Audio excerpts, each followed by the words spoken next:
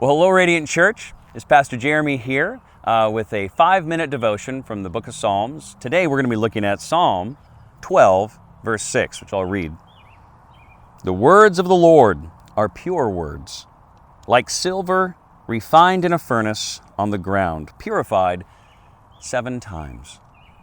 We live in a world, in a culture that is inundated with words. I just saw a stat that said if you took all the words that are contained within the Library of Congress, that same amount of words are communicated on social media every day.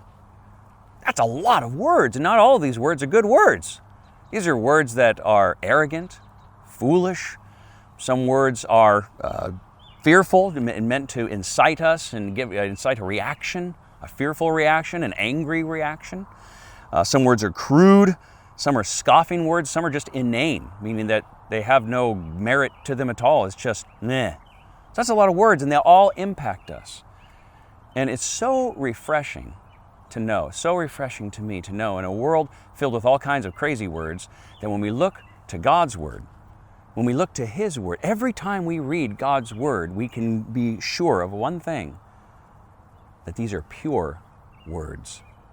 Pure. How pure? He says they're pure words, like silver refined in a furnace, purified 7 times. And what would happen, right, is that they would, the person working the silver would heat up the silver, and all the impurities would come to the top, and they'd scrape it off, and they'd do that, in this case, 7 times, until all that's left is pure silver. Nothing left but silver.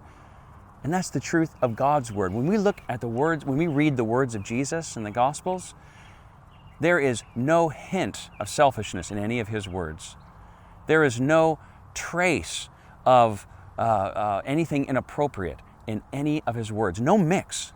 They are pure. There's nothing that Jesus should have said that He didn't say, and there's nothing that Jesus didn't say that He ought to have said. His words are perfect, pure, unmixed. And so today I encourage you to spend some time in God's Word. And as you're reading it, recognize you are not reading just like a textbook. You're not just getting information.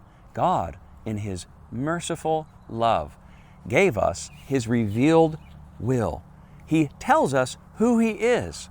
And His words to us, again, are pure, perfect. And so imagine this. Every time you're reading God's Word, just bathe in the pure freshness of His whole and perfect words, compared to the shower of other kinds of words that you can see each and every day. In fact, I encourage you to do this discipline.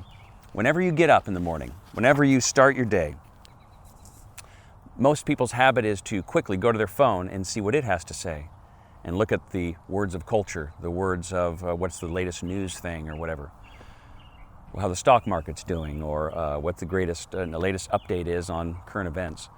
Rather than go there, keep your phone away. Instead, make sure that the first words that you partake of are God's pure words, and be refreshed and allow that to set you on the path for the rest of your day.